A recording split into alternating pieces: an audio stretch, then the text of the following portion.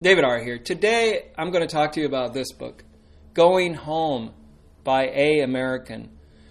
As you can see by that cover, it looks a little bit Mad Max-ish. The book starts off with Morgan Carter. He is a devoted family man.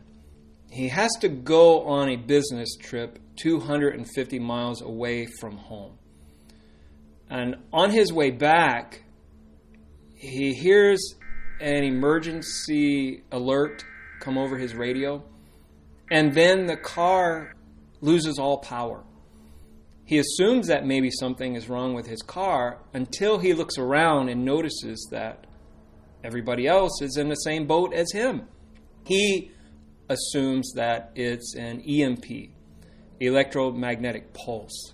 He gets out his EDC, everyday carry bag. This is not just something simple, like some books or a notebook. This bag has a compass, it has a gun, it has food, water, it has everything in it. Morgan meets some people along the way. He meets Jess, Thad, Sarge, and Sarge has some guys that he works with. And all of these people, except for Jess, kill. They kill in self-defense. They're not murderers, but they have to kill. And their body count is very high towards the end of the book. So they're the good guys. Now, to make a long story short, Morgan does make it home. But once he makes it home, he finds that the government has declared martial law. And so people have to give up their guns. And they have to give up the food they've stored.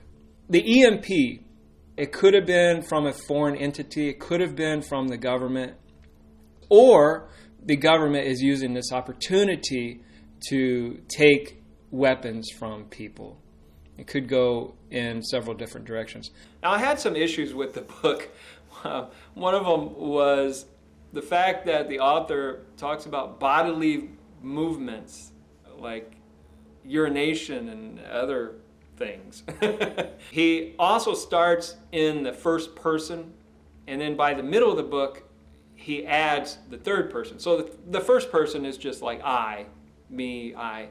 And then the third person is he or she or whomever. I think the book is a little bit long. It probably could have been shorter, but there's so many scenarios in here, so much going on.